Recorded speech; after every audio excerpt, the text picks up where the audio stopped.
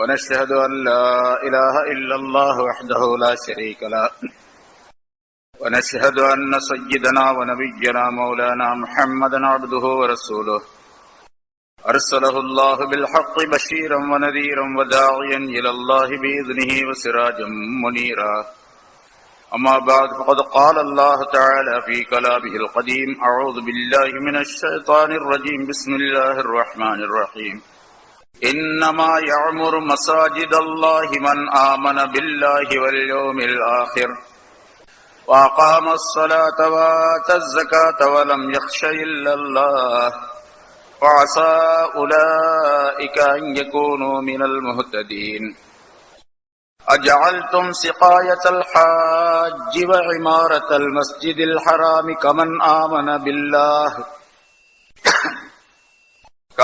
آمن بالله واليوم الآخر وجاهد في سبيل الله لا يستوون عند الله والله لا يهدي القوم الظالمين الذين آمنوا وهاجروا وجاهدوا في سبيل الله بأموالهم وأنفسهم أعظم درجة عند الله وأولئك هم الفائزون صدق الله العظيم.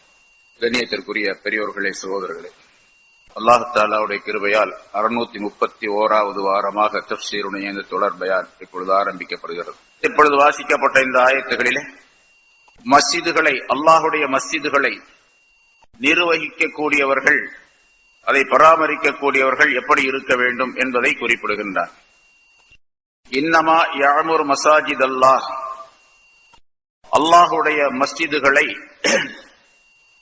நிர்வகிக்கக்கூடியவர்களெல்லாம் மன் ஆமன பில்லாஹி வல் யௌமில் ஆகிர், அல்லாஹுவையும் மறுமை நாளையும் நம்பியவர்களாக இருக்க வேண்டும்.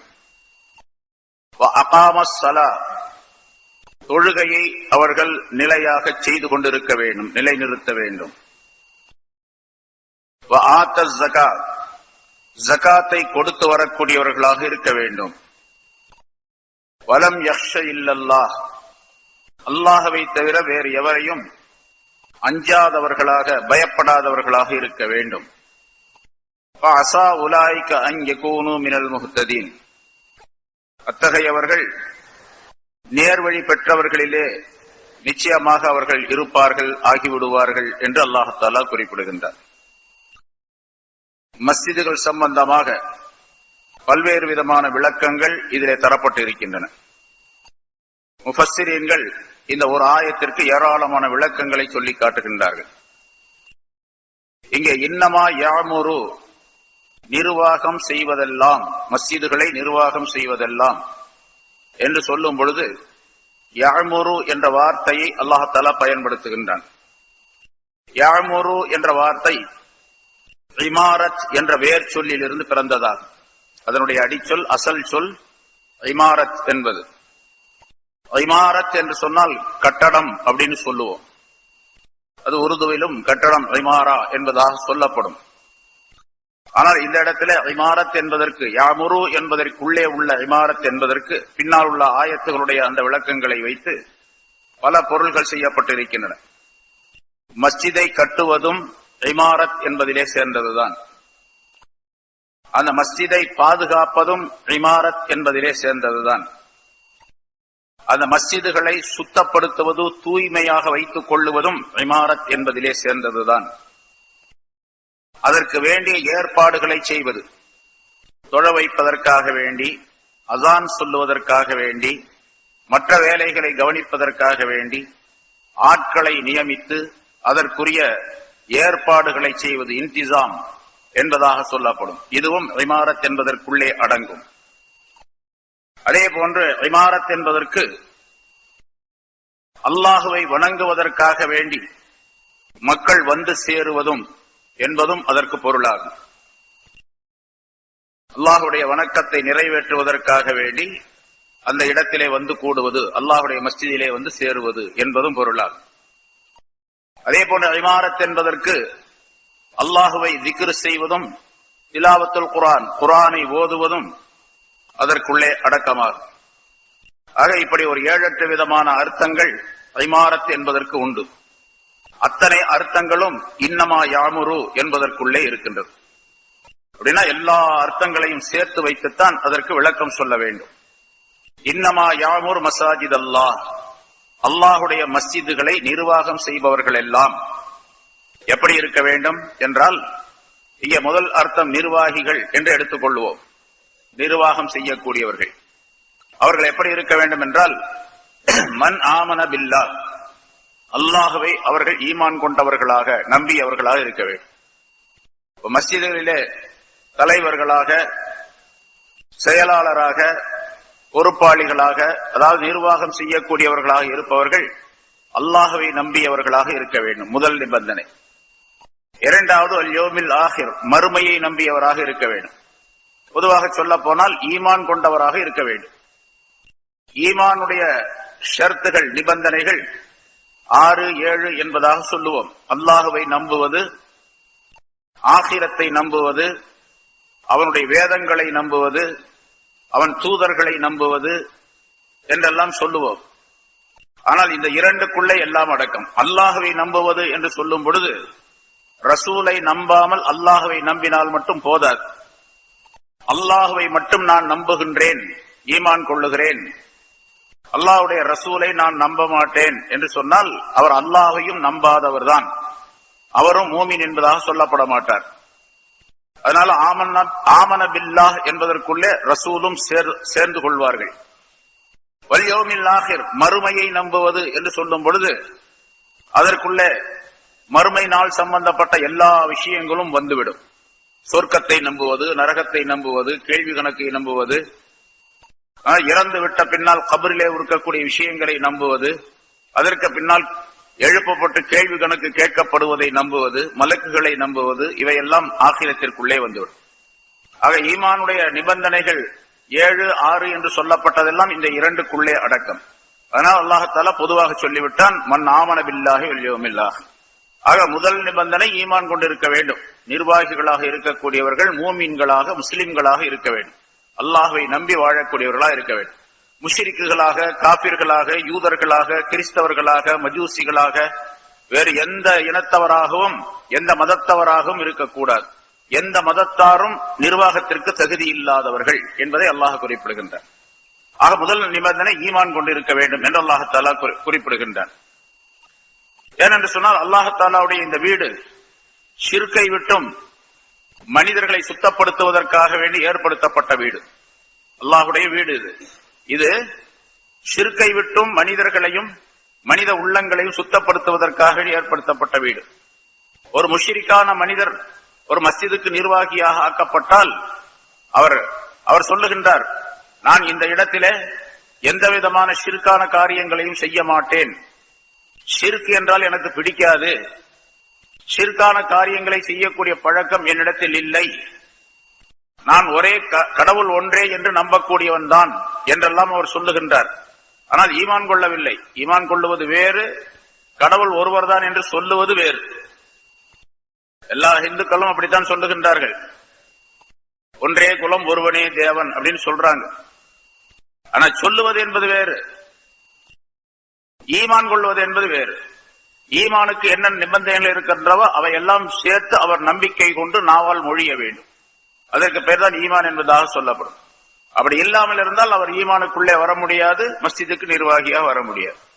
சரி, ஒரு முஷ்ரிக்கான மனிதர் அப்படி சொல்லுகின்றார், வெறுமனே நாவின் மூலமாக, நான் எந்த கோயிலுக்கும் போக மாட்டேன், அப்படி பழக்கமே கிடையாது எனக்கு, சின்ன வயதிலிருந்தே அந்த கோயில்லாம் எனக்கு தெரியாது என்றெல்லாம் சொல்லுகின்றார். என்று இருந்தாலும் கூட அவரை நிர்வாகியாக வைக்கக்கூடாது. ஏனென்று சொன்னால் அவர் ஈமான் கொள்ளவில்லை என்பது முதல் கருத்து, முதல் காரணம்.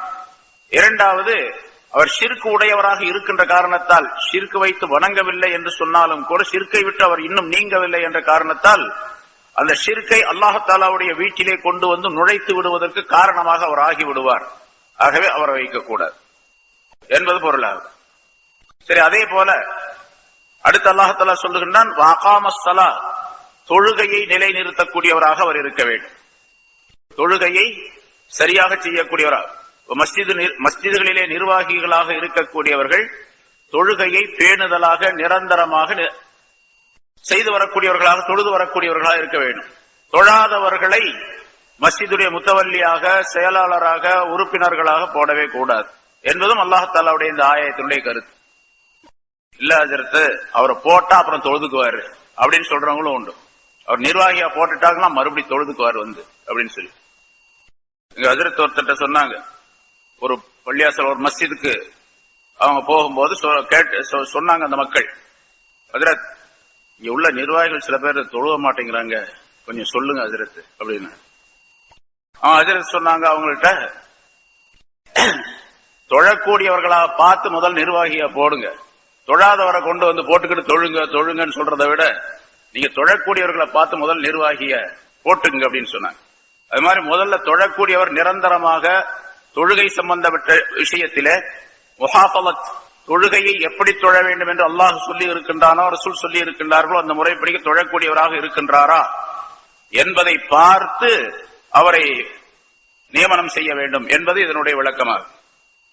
இன்னும் சில பேர் சில இடங்கள்ல இருக்கிறாங்க, மஸ்ஜிதுக்கு முத்தவல்லியாகவோ அல்லது உறுப்பினராகவோ அதற்குரியவராக வருவதற்காக வேண்டி அடுத்த வருஷம் அந்த மஸ்ஜிதிலே தேர்தல் நடக்கின்றது அல்லது தேர்ந்தெடுக்க போகின்றார்கள் முத்தவல்லிகளை, உறுப்பினர்களை, நிர்வாகிகளை என்று சொன்னால் அவர் ஒரு 6 மாசத்துக்கு முன்னாலே தொழ ஆரம்பிச்சிடுவார், தொழுதுகிட்டே இருப்பார். ஒரு 6 மாசமா தொழுதுகிட்டே இருப்பார். இவர் தொழுதுகிறார், ஆக இவர் நல்ல மனுஷர், இப்ப வந்து தொழ ஆரம்பிச்சிட்டார், அதனால இவரை போட்டுடலாம் அப்படின்னு சொல்லிட்டு அவரை நிர்வாகியா போட்டுட்டாங்க, முத்தவல்லியாகவோ அல்லது வேறு பதவியில அவர் போட்டுட்டா போட்டதோடு நின்றுவார், அதோட ஸ்டாப் ஆயிடும், அதுக்கு பின்னால வர மாட்டார். இப்படி எல்லாம் நடந்து கொண்டிருக்கக்கூடிய நிலை இது நம்ம நாட்டுல பாக்குறோம். அதனால முதல்ல பாபந்தியாக தொழுகையை பேணுதலாக தொழுது வரக்கூடியவராக இருக்க வேண்டும்.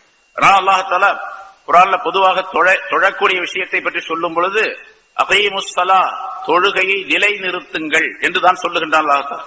தொழுகையை தொழுங்கள் என்பதாக சொல்லவில்லை. தொழுகையை நிலை நிறுத்துதல் என்பது அவர் எப்பொழுது பருவமடைந்தாரோ பாலிகானாரோ அந்த நேரத்திலிருந்து மௌத்து வரைக்கும் தொழ வேண்டும். அதுக்கு பிறகுதான் இகாமுஸ்ஸலா, தொழுகையை நிலை நிறுத்துதல் என்பதாக சொல்லப்படும். அந்த தன்மை உடையவராக முதலாவதாக தேர்ந்தெடுக்க, முதல்ல ஈமான் இருக்க வேண்டும், இரண்டாவது தொழுகை இருக்க வேண்டும். ஜகாத்தை கொடுத்து வரக்கூடியவராக அவர் இருக்க வேண்டும். இதெல்லாம் கட்டாய கடமைகள் இல்லையா? ஈமான் கொள்ளுவது, தொழுவது, ஜகாத்து கொடுப்பது கட்டாய கடமை.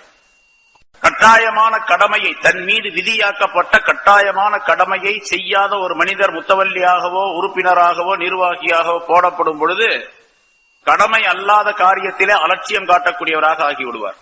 மஸ்ஜிதை பராமரிப்பது, மஸ்ஜிதுடைய சொத்துக்களை பராமரிப்பது, மஸ்ஜித் சம்பந்தப்பட்ட பல்வேறு விஷயங்களை பார்ப்பது, கவனிப்பது, இதுவெல்லாம் தொழுகையை விட கொஞ்சம் கம்மியானதுதான், ஜகாத்தை விட குறைவானதுதான், ஈமானை விட கம்மியானதுதான். ஈமான், தொழுகை, ஜகாத்து போன்ற உயர்தரமான கடமைகளையே செய்யாத ஒரு மனிதர் அதை விட குறைவாக உள்ள மற்ற காரியங்களை எப்படி செய்ய முடியும்? அதனால முதல்ல அதை கடமைகளை சரியாக செய்யக்கூடியவராக அவரை நாம் தேர்ந்தெடுக்க வேண்டும், இருக்கக்கூடியவரை தேர்ந்தெடுக்க வேண்டும் என்பதை அல்லாஹ் இங்கே குறிப்பிடுகின்றான். ஜகாத்தை கொடுத்து வர வேண்டும். அதே போன்று மஸ்ஜிதை நிர்வாகம் செய்யக்கூடிய விஷயத்திலே வலம் யக்ஷ இல்லல்லாஹ், அல்லாஹ்வை தவிர வேறு எவரையும் பயப்படாதவராக இருக்க வேண்டும். அவர் அல்லாஹ்வை தவிர வேறு யாருக்கும் அஞ்சக்கூடாது.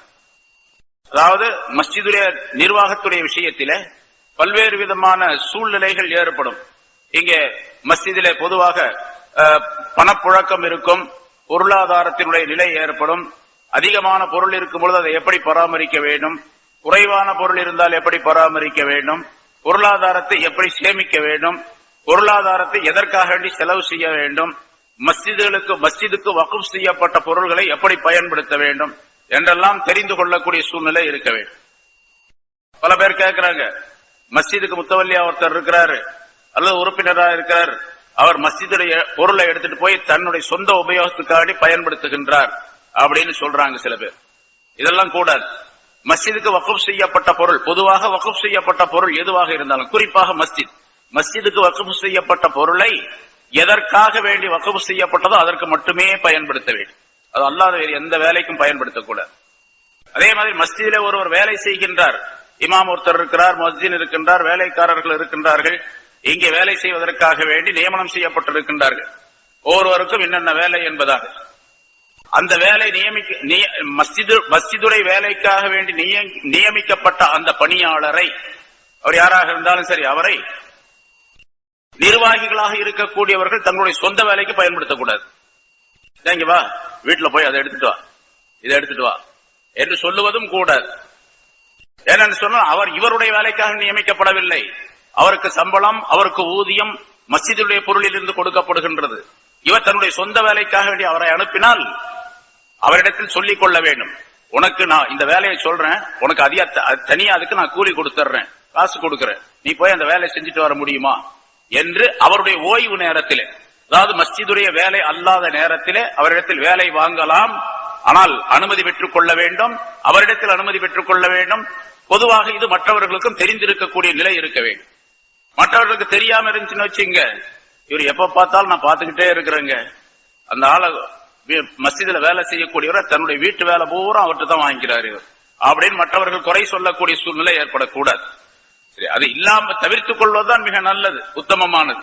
தன்னுடைய வேலைக்கு வேறு வெளியே உள்ள ஆள்களை வைத்துக் கொள்ள வேண்டும். இதுவெல்லாம் அல்லாஹை பயந்து வாழக்கூடியவராக இருந்தால் தான் இந்த நிலையெல்லாம் ஏற்படும். அதனால அல்லாஹ் வலம் யக்ஷ இல்லல்லாஹ், இங்க அல்லாஹ்வை பயப்பட வேண்டும். அங்க பாருங்க, தொழ வேண்டும், நோன்பு ஜகாத்து கொடுக்க வேண்டும் என்று சொல்லி அல்லாஹால அல்லாஹ்வை பயந்தவராக இருக்க வேண்டும் அப்படின்னு சொல்லல. எப்படி சொல்றான்? வலம் யக்ஷ இல்லல்லாஹ், அல்லாஹ்வை தவிர வேறு யாரையும் பயப்படாதவராக இருக்க வேண்டும் என்று சொல்லும் பொழுது அதிலே ஒரு அழுத்தம் இருக்கின்றது. பொதுவாகவே அரபியில் உள்ள வாசகம் குர்ஆன்ல லா இலாஹ இல்லல்லாஹ் என்ற கலிமா இருக்கு பாருங்க. லா இலாஹ இல்லல்லாஹ் என்ன அர்த்தம்? வணக்கத்திற்குரியவன் அல்லாஹ்வை தவிர வேறு யாரும் இல்லை அப்படின்னு சொல்றோம். லா இலாஹா, எந்த தெய்வமும் இல்லை, வணக்கத்திற்குரிய. லா இலாஹங்கிறது லா மஅபூத், வணக்கத்திற்குரியவன் யாரும் இல்லை, இல்லல்லாஹ், அல்லாஹ்வை தவிர. அப்ப அல்லாஹ் ஒருவன், வணக்கத்திற்குரியவன் அல்லாஹ் தான். அல் மஅபூது அல்லாஹ், அல்லது இன்னல்லாஹ மஅபூதுன், இன்னல்லாஹ் ஹுவல் மஅபூத், அல்லாஹ் தான் வணக்கத்திற்குரியவன், அப்படித்தானே சொல்லிட்டு போகணும். அப்படி சொன்னா கரெக்டா இருக்கும். இன்னல்லாஹ் ஹுவல் மஅபூத், இன்னல்லாஹ லஹுவல் மஅபூத் என்றெல்லாம் அழுத்தமாக சொல்லலாம் எப்படி வேண்டுமானால். அப்படி அல்லாஹ் தஆலா சொல்லல. லா இலாஹ இல்லல்லாஹ் என்று சொல்ல சொல்லி இருக்கின்றான். லா இலாஹ இல்லல்லாஹ் என்ற அந்த கலிமாவிலே அல்லாஹ்வை தவிர வேறு யாரும் வணக்கத்திற்குரிய உலகத்தில் எந்த சக்தியும் கிடையாது, எந்த பொருளும் கிடையாது, எந்த மனிதரும் கிடையாது, எந்த மலக்கும் கிடையாது, எந்த விதமான பொருளும் எந்த விதமான சக்தியும் இந்த வணக்கத்திற்குரியவர்களாக ஆக முடியாது என்பதை வலியுறுத்தி சொல்வதற்காக வேண்டி அந்த வாசகம் அமைக்கப்பட்டிருக்கின்றது. இது அரபியில உள்ள மிகச் சிறப்பான ஒரு அமைப்பு, ஒரு வாசக அமைப்பு. அதுபோல அல்லாஹ் தஆலா இங்கே சொல்லுகின்றான், வலம் யக்ஷ இல்லல்லாஹ், அல்லாஹ்வை தவிர வேறு யாரையும் அவர்கள் பயப்பட மாட்டார்கள். யாரையும் பயப்பட மாட்டார்கள் அப்படின்னு சொன்னா முரட்டத்தனமா நடந்துக்குவாங்க அப்படின்னு அர்த்தம் இல்ல. உனக்கெல்லாம் எனக்கு பயம் கிடையாது, அல்லாஹ்வை தான் பயப்படுவேன் அப்படின்னு சொல்லிட்டு மக்களிடத்துல முரட்டத்தனமாக நடந்து கொள்வது, நான் யாரையும் பயப்பட மாட்டேன், யார் தெரியுமா அப்படிங்கறதெல்லாம் சொல்லக்கூடாது. அப்படி அர்த்தம் அல்ல. வலம் யக்ஷ இல்லல்லாஹ் என்று சொன்னாலே அல்லாஹ்வுடைய பயம் நிறைந்தவராக இருக்க வேண்டும் என்பது கருத்து. அல்லாஹ்வுடைய பயம் வந்து விட்டாலே பணிவு நிறைந்தவராக அவர் இருப்பார் அப்படின்னார். பணிவோடு இருக்கக்கூடியவராக இருக்க வேண்டும்.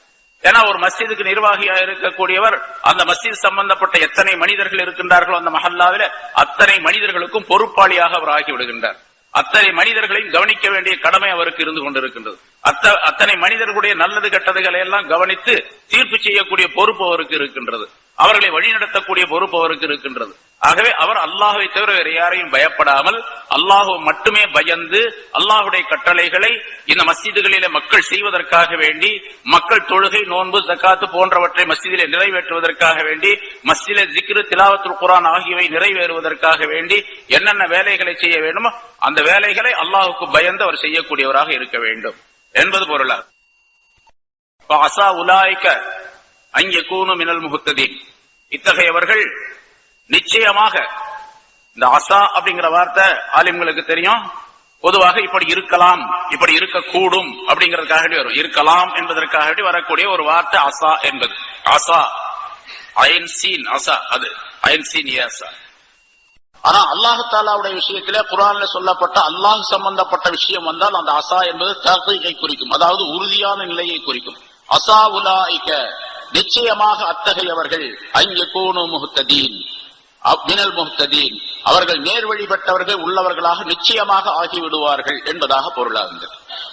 இந்த காரியங்களை செய்யக்கூடியவர்கள், அந்த இந்த தன்மைகள் உடையவர்கள் மஸ்ஜிதுக்கு நிர்வாகிகளாக வந்துவிட்டால் அந்த நிர்வாகிகள் அல்லாஹ்வுடைய நேர்வழி பெற்றவர்களாக நிச்சயமாக ஆகிவிட முடியும் என்று அல்லாஹ் தஆலா குறிப்பிடுகின்றார்.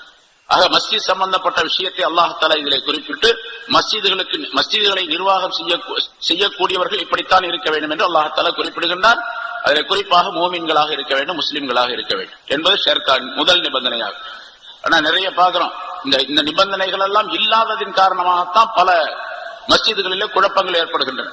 நிறைய மஸ்ஜிதுகளை நாம் பார்க்கின்றோம், பித்னாக்கள், குழப்பங்கள், அங்கே சரியான நிர்வாகம் இல்லை, அவர் அப்படி நடக்கிறாரு இப்படி நடக்கிறாரு என்று மக்கள் எல்லாம் குறை சொல்லுவதற்கு காரணம் இந்த 4 ஷர்த்து. ஈமான் முதல் ஷர்த்து. ஈமான்ல 2 நிலைகளை அல்லாஹ் சொல்லி காட்டுகின்றான். ஒன்னு அல்லாஹ்வை நம்புவது, இன்னொன்று ஆகிரத்தை நம்புவது. அந்த 2ஐயும் 2ஆக எடுத்துக்கொண்டால் 5 நிபந்தனைகள் வரும். அல்லாஹ்வை நம்புவது, ஆகிரத்து மறுமையை நம்புவது 2. தொழுகையை நிறைவேற்றுவது, தொழுகையை நிலையாக தொழுது வருவது, ஜகாத்து கொடுப்பது 4. அல்லாஹ்வை தவிர வேறு யாரையும் பயப்படாமல் இருப்பது 5 நிபந்தனைகள்.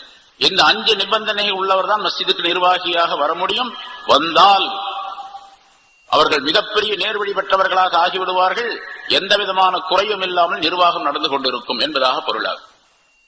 சரி, இதெல்லாம் இல்லாம இதுக்கெல்லாம் என்ன வேணும்? இன்னொரு கருத்தும் கூட இருக்கின்றது. இல்ல, உலமாக்கள் சொல்லுவார்கள், பயப்படுதல் அப்படிங்கிறதுக்கு அரபில பயந்து கொள்ளுதல் அப்படிங்கிறதுக்கு ஹவுஃப் என்பதாக சொல்லப்படும். உருதுலையும் கூட ஹவுஃப்ங்கிற வார்த்தை உண்டு, சொல்லுவது பயம் அப்படிங்கிறது. குர்ஆன்ல நிறைய இடங்கள்ல ஹவுஃப் என்று வருகின்றது. ஹவுஃப்னா பயம்னு அர்த்தம். குர்ஆனுடைய முஹாவரால ஹஷ்யத் என்று ஒரு வார்த்தை இருக்கின்றது, அதுக்கும் பயம் அப்படின்னு தான் அர்த்தம். ரஹ்பத் என்று ஒரு வார்த்தை இருக்கின்றது, அதுக்கும் பயம்னு அர்த்தம். ஹைபத் என்று ஒரு வார்த்தை இருக்கின்றது, அதுக்கும் பயம் தான் அர்த்தம். வஜல் என்று ஒரு வார்த்தை இருக்கின்றது, அதற்கும் பயம்னு அர்த்தம். இதுல 4 வார்த்தைகள் குர்ஆனிலே வருது. வஜல் என்ற வார்த்தையும் வருகின்றது, ஹஷ்யத் என்ற வார்த்தையும் வருகின்றது, ஹவுஃப் என்ற வார்த்தையும் வருகின்றது, ரஹ்பத் என்ற வார்த்தையும் வருகின்றது, குர்ஆன்ல வருது. இந்த இடத்துல இந்த 4-5 விதமான வார்த்தைகளிலே அல்லாஹ் தஆலா பயம் என்பதற்கு இந்த இடத்துல பயன்படுத்தி இருக்கக்கூடிய வார்த்தை. ஏன்னா அல்லாஹ் தஆலா மிகப்பெரிய அறிவாளி, பரிபூர்ணமான அறிவு பெற்றவன். அவனுடைய அறிவுக்கு நிகராக எந்த அறிவும் கிடையாது. உலகத்தில் உள்ள எல்லா அறிவுகளையும் கொடுத்தது அவன்தான். அப்படிப்பட்ட மிகப்பெரிய அறிவாளியாக அல்லாஹ் தஆலா ஒரு வார்த்தையை சொல்லுகின்றான் என்று சொன்னால் அந்த வார்த்தைக்குள்ளே பல கருத்துகள் இருக்கும், பல ஞானங்கள் இருக்கும். அதனால இங்கே அல்லாஹ் தஆலா இன்னமா யஹாஃபுல்லாஹ் வலம் யக்ஷ இல்லல்லாஹ் என்ற இடத்துல வலம் யஹஃப் இல்லல்லாஹ் என்று சொல்லவில்லை. பயப்பட அவர்கள் அல்லாஹ்வை தவிர வேறு யாரையும் பயப்பட மாட்டார்கள் அப்படிங்கிறது இப்படின்னு சொல்லலாம். வலம் யஹஃப் இல்லல்லாஹ் அப்படின்னு சொல்லலாம். அப்படி சொல்லல அல்லாஹ் தஆலா. வலம் யக்ஷ இல்லல்லாஹ், ஹஷ்யத் என்ற வார்த்தையிலிருந்து வந்த யக்ஷா என்ற வார்த்தையை அல்லாஹ் இங்கே குறிப்பிடுகின்றான். ஹஷ்யத் அப்படிங்கிறதுக்கு கருத்து என்னன்னு கேட்டா, மார்க்க அறிவுடன் கூடிய பயம் என்று அர்த்தம். மார்க்க விளக்கத்துடன் கூடிய பயம். நிர்வாகிகளாக இருக்கக்கூடியவருக்கு அல்லாஹ்வுடைய பயம் இருக்க வேணும். ஆனா மார்க்க அறிவும் இருக்க வேண்டும். ஷரியத் சம்பந்தப்பட்ட அறிவும் அவரிடத்தில் இருக்கணும். அறிவு இல்லாமல், மார்க்க அறிவு இல்லாமல் பயம் மட்டும் இருந்தாலும் கூட தப்பு செய்யக்கூடிய சூழ்நிலை ஏற்பட்டுவிடும். இல்ம் இல்ல, மார்க்க சம்பந்தப்பட்ட இல்ம் இல்ல. இது வக்ஃபுடைய பொருளாச்சே, இது அடுத்தவருக்கு கொடுக்கலாமா, நாம் உபயோகப்படுத்தலாமா, இதை எதற்காக வேண்டி உபயோகப்படுத்தலாம் என்ற இல்ம் இருக்க வேண்டும் அவரிடத்தில். அப்படி இல்மு இல்லாதவராக இருந்தால் இல்மு உடையவரிடத்தில் கேட்டு அந்த இல்மை உண்டாக்கி கொள்ள வேண்டும். அவருக்கு பேர் தான் ஹஷ்யத் இருக்கக்கூடியவர் என்பதாக பொருளாகும். வலம் யக்ஷ இல்லல்லாஹ் என்று சொன்னால் மார்க்க அறிவுடன் கூடிய பயம் அவருக்கு இருக்க வேண்டும். அல்லாஹ்வை தவிர அந்த பயத்தை வேறு எவர், அந்த பயம் அவரிடத்தில் கட்டாயமாக இருக்க வேண்டும். அல்லாஹ்வை தவிர வேறு யாரையும் அந்த விஷயத்திலே பயப்பட மாட்டார் என்பதாக பொருளாகும். அப்படி ஏராளமான விளக்கங்கள் இதற்குள்ளே இருக்கின்றன. சரி, இப்போ ஈமான் கொண்டவர் மட்டுமே இப்படி இருக்க வேண்டும் என்று சொல்லும்போது, அப்ப காபீரானவர்கள் மற்ற வேலைகளுக்கு உபயோகப்படுத்தலாம், நிர்வாகத்துக்கு வரக்கூடாது. நிர்வாகம் முதல்ல சொல்லப்பட்ட 7 அர்த்தம் சொன்ன பாருங்க, அதுல எதுக்கும் வரக்கூடாது. இன்னமா யாமுரு மசாஜித் அல்லாஹ் அப்படிங்கிறது யாமுரு இமாரத் என்ற வார்த்தையிலிருந்து வந்தது. அதுக்கு கட்டடம் சம்பந்தப்பட்ட விஷயங்கள், இதை பாதுகாப்பது, சுத்தம் செய்வது, இப்படி எல்லாம் சொன்ன பாருங்க. இந்த விஷயங்களிலே நிர்வாகிகளாக வரக்கூடியவர்களுக்கு மட்டுமே, அவர்கள் மட்டுமே இந்த 5 விதமான நிபந்தனைகள் உடையவர்களாக இருக்க வேண்டும். சரி, கட்டடம் கட்டுறாரு ஒருத்தர், மஸ்ஜிதுடைய கட்டடத்தை கட்டுகின்றார், அவரும் மோமினாத்தா இருக்கணும். முஸ்லிம் அல்லாதவர் மஸ்ஜிது கட்டக்கூடாது அப்படின்னு சொன்னா ஒரு கட்டணம் கூட வராது. முஸ்லிம் அல்லாதவங்க தானே பெரும்பாலும் கட்டடம் கட்டுறாங்க. அப்ப அந்த நிர்வாகம் அப்படிங்கறதுல, மஸ்ஜிதுக்குள்ளே உள்ள நிர்வாகம் என்பதில் தான் இந்த 5 விதமான நிபந்தனைகள் உடையவர்களாக இருக்க வேண்டும். கட்டடம் கட்டுறதோ அல்லது அதை சுத்தம் செய்வதோ அல்லது வேறு விதமான பராமரிப்புகளை ஏற்படுத்துவதோ இதுவெல்லாம் மூமின் அல்லாதவர்கள் செய்யலாம் என்பது பொருளாகும். அதனால இமாரத் அப்படிங்கிறதுக்கு இன்னொரு விதத்தில இன்னமா யாமூரு மசாஜிதுல்லாஹ் அப்படிங்கிறதுக்கு இன்னொரு விதத்தில ரெண்டு விதமான கருத்துகள் சொல்லப்பட்டிருக்கின்றன. அதாவது மஸ்ஜிதினுடைய நிர்வாகம் சம்பந்தப்பட்ட விஷயங்கள் ஒன்று, இது அதனுடைய பராமரிப்புகள், அங்கு இருக்கக்கூடிய இபாதத் சம்பந்தப்பட்ட விஷயங்கள், இவற்றை நிர்வாகம் செய்வது.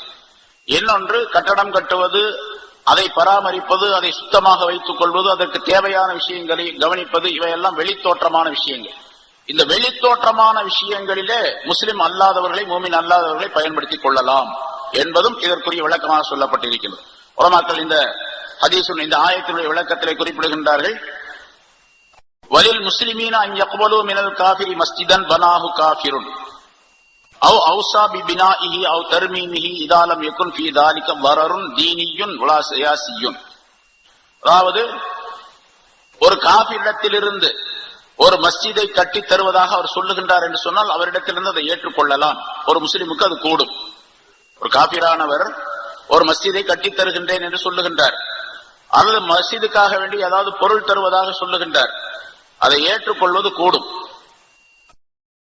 அதை பழுது பார்த்து தருவதாக சொல்லுகின்றார், அதை ஏற்றுக்கொள்வதும் கூடும். ஆனால் அப்படி அவரிடத்திலிருந்து பெறக்கூடிய நேரத்தில் சில நிபந்தனைகளை கவனிக்க வேண்டும்.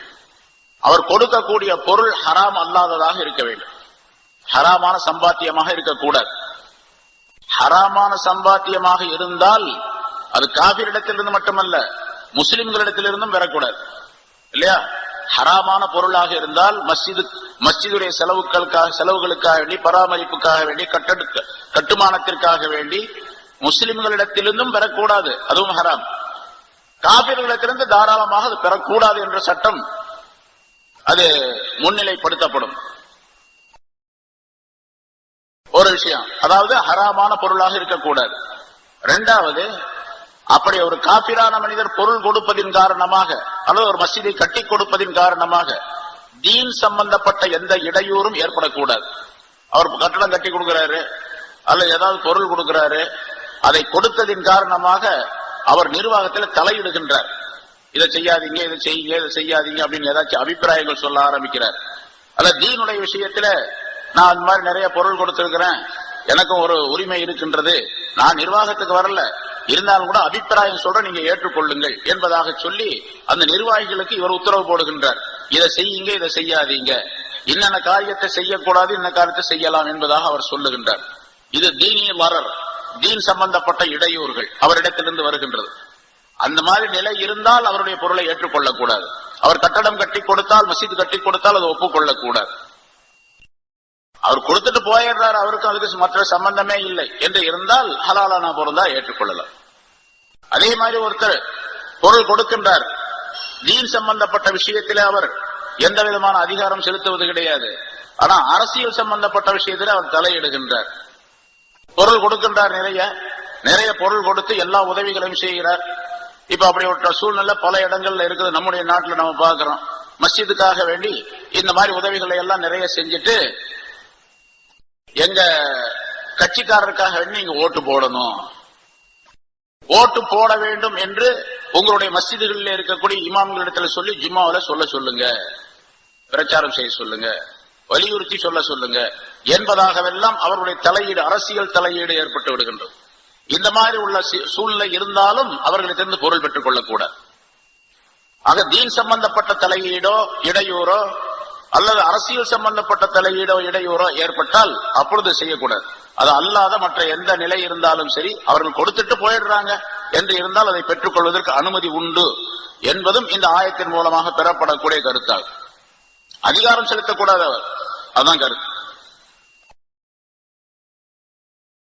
சரி, இன்னொரு கருத்து, இன்னமா யாமுரு மசாஜித் அல்லாஹ், மஸ்ஜிதுகளை நிர்வகிக்கக்கூடியவர்கள் இப்படித்தான் இருக்க வேண்டும், மஸ்ஜிதுடைய நிர்வாகம் என்பது இப்படித்தான் இருக்க வேண்டும் என்று சொல்லும் பொழுது, இங்கே தொழுகை நடைபெறுவது, அதே மாதிரி தொழுகை சம்பந்தப்பட்ட விஷயங்களுக்காக வேண்டி உள்ள இல்மை கற்றுக் கொடுப்பது, அல்லது தீன் சம்பந்தப்பட்ட இல்மை கற்றுக் கொடுப்பது, அல்லாஹுடைய ஜிக்ர் நடைபெறுவது, அல்லாஹுடைய குர்ஆனை ஓதுவது, திலாவத்துல் குர்ஆன் ஆகியவையெல்லாம் இந்த மஸ்ஜிதிலே நடைபெறுவதற்காக வேண்டி வேலைகளை செய்வது, இதுவும் அந்த இமாரத் என்பதற்குள்ளே அடங்கும்.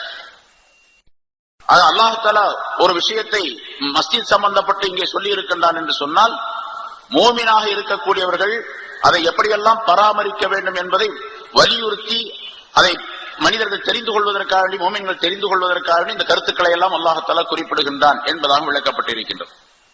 இதில் மிக முக்கியமாக மற்றொரு கருத்து, இங்கு உலமாக்கள் நிறைய முஃபஸ்ஸிரீன்கள் எழுதுகின்றார்கள், மஸ்ஜித் சம்பந்தப்பட்ட சிறப்புகள், மஸ்ஜிதை இப்படித்தான் பராமரிக்க வேண்டும், இவர்கள் தான் இருக்க வேண்டும், இவர்கள் இருக்கக்கூடாது, இமாரத் என்பதற்கு என்னென்ன பொருள்கள் எல்லாம் உண்டு என்று சொல்லும் பொழுது மஸ்ஜிதுடைய சிறப்புகளும் இங்கே விளக்கப்படுகின்றன. மஸ்ஜிதை பற்றி சிறப்புகள் ஏராளமாக சொல்லப்பட்டிருக்கிற ஹதீஸ்கள் நிறைய இருக்கின்றது. ரசூலுல்லாஹி ஸல்லல்லாஹு அலைஹி வஸல்லம் அவர்கள் மஸ்ஜிதை பற்றி நிறைய விஷயங்களை சொல்லி காட்டுகின்றார்கள்.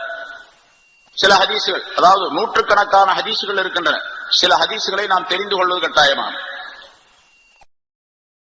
இதா அராதல்லாஹு பிகௌமின் ஆஹத்தன் நலர இலா அஹ்லில் மஸாஜிதி ஃபஸரஃப அன்ஹும். மஸ்ஜிதுகள் எப்போதுமே ஆபாதாக இருக்க வேண்டும். பொதுவாக சட்டம் என்னவென்று சொன்னால், மஸ்ஜிது எப்பொழுதுமே பூட்டப்படக்கூடாது, அடைக்கப்படக்கூடாது, எல்லா நேரங்களிலும் திறந்துதான் இருக்க வேண்டும். ஆனா நம்ம இப்ப காலத்துடைய நிலையை கருதி, காலத்தினுடைய சூழ்நிலையின் காரணமாக பூட்டி வைக்கிறோம். பூட்டி வைக்கிறதா நல்லது அப்படின்னு இருக்குது இப்போ. ஆனா அசல் சட்டம் என்னவென்று சொன்னால், எப்பொழுதுமே பூட்டக்கூடாது. எப்பொழுதுமே பூட்டப்படக்கூடாது என்று சொன்னால், எப்பொழுதுமே அது இபாதத்து நடைபெற்றுக் கொண்டே இருக்க வேண்டும், 24 மணி நேரம்.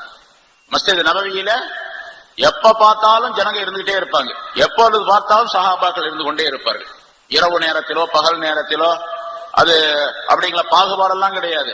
எந்த நேரத்தில் போனாலும் சரி அங்க மனிதர்கள் இருந்து கொண்டிருப்பார்கள். இப்போ நம்ம ஹரம்ல பாக்குற மக்காவுடைய மதீனாவுடைய ஹரம்ல பூட்டப்படுகின்றது என்று சொன்னால், அதற்கும் சில காரணங்களை வைத்துத்தான் அங்கே பூட்டுகின்றார்கள். ரமலான் மாசத்துல பூட்டுறது கிடையாது. மற்ற மாதங்களில் எல்லாம் அந்த கதவை பூட்டி விடுகின்றார்கள். குறிப்பிட்ட நேரத்திற்கு பின்னால், ஒரு 11 மணிக்கு பின்னால் அதை பூட்டி விடுகின்றார்கள். ஆனா மக்காவில எப்பவுமே பூட்டப்படுவது கிடையாது. ஏன்னு கேட்டா, இரவு பகலாக இடைவிடாமல் ஒரு வினாடி நேரம் கூட விடாமல் அங்கே இபாதத்து நடைபெற்றுக் கொண்டே இருக்கின்றது. பொதுவாக மஸ்ஜிதிலே இப்படித்தான் இருக்க வேண்டும். தொழுகிறோம் என்று சொன்னால் ஒரு கூட்டம் வருவாங்க, தொழுவாங்க. இப்ப நம்முடைய இந்த மஸ்ஜிதில நம்ம பாக்குறோம், கிட்டத்தட்ட 11 மணி 11:30 மணி 12 மணி வரைக்கும் கூட தொழுகிறாங்க இங்க வந்து, இல்லையா? அடுத்தால தஹஜ்ஜுடைய நேரம் சொன்னா ஒரு 4 மணிக்கு நேரம் வந்துருது. 3:30 மணி 4 மணிக்கெல்லாம் மற்ற மனிதர்கள் வந்துடுறாங்க. இடைவெளி எவ்வளவு? ஒரு 4 மணி நேரம் தான். இந்த 4 மணி நேரத்துல நம்ம பூட்டி வைக்கிறோம். அப்படி பூட்டப்படாமல் இருந்து பாதுகாப்புக்கு ஒரு ஏற்பாடு செய்து மனிதர்களுக்கு திறந்து விட்டால் அது இன்னும் ரொம்ப நல்லது. ஆனா அதையெல்லாம் பாதுகாப்புக்குரிய அந்த விஷயங்களை எல்லாம் நாம் கவனிக்கவும் வேண்டும்.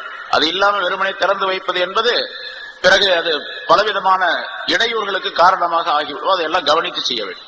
சரி, இங்க ரசூலுல்லாஹி ஸல்லல்லாஹு அலைஹி வஸல்லம் அவர்கள் சொல்லுகின்றார்கள், இப்ப அந்த மஸ்ஜித் சம்பந்தப்பட்ட விஷயத்துல இப்ப நான் சொன்ன அந்த விஷயம், அதாவது தொழுகை, ஜிக்ரு, திலாவத்துல் குர்ஆன் இவையெல்லாம் மஸ்ஜிதில் நடந்து கொண்டிருக்கும் பொழுது எப்பொழுதுமே மஸ்ஜிதிலே அல்லாஹ் தஆலாவுடைய இபாதத்து நடைபெற்றுக் கொண்டே இருக்கின்றது என்பதாக பொருளாகும்.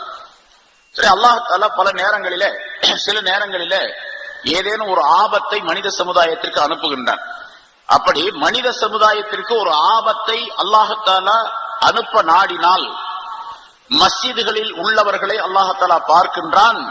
மஸ்ஜிதுகளிலே மனிதர்கள் இபாதத் செய்து கொண்டிருப்பதின் காரணமாக மனிதர்களுக்கு ஏற்படுத்தப்பட்ட அந்த ஆபத்தை தடுத்து நிறுத்தி விடுகின்றான் என்பதாக குறிப்பிடுகின்றார். இதா அராதல்லாஹு பிகௌமின் ஆஹத்தன் நலர இலா அஹ்லில் மஸாஜித் ஃபஸரஃப அன்ஹும் என்பது ஹதீஸ். அது ஆபத்தை தடுத்து நிறுத்தி விடுகின்றான் மஸ்ஜிதிலே இருப்பவர்களின் காரணமாக. அப்படின்னா மஸ்ஜித் எவ்வளவு பெருசு.